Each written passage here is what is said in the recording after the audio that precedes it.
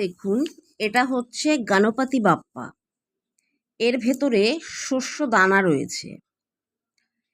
এই গণেশটা আমাদের কি কি কাজে লাগবে, এই গণেশকে আমরা কোথায় রাখবো এবং কি কি উপকার পাবো এই গণেশটা বাড়িতে প্রতিষ্ঠা করলে। এই গণেশটা আমাদের রাখতে হবে রান্নাঘরে। এর উপকার কি?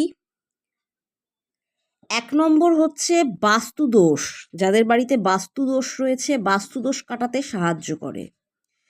২ নম্বর হচ্ছে যাদের পিতৃদোষ রয়েছে, পিতৃদোষ কাটাতে সাহায্য করে।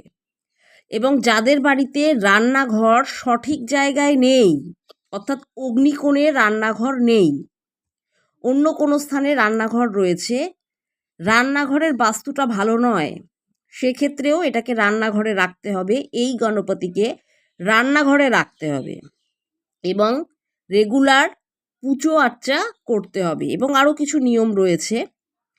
যদি কেউ নিতে চান আমার সাথে অবশ্যই যোগাযোগ করবেন।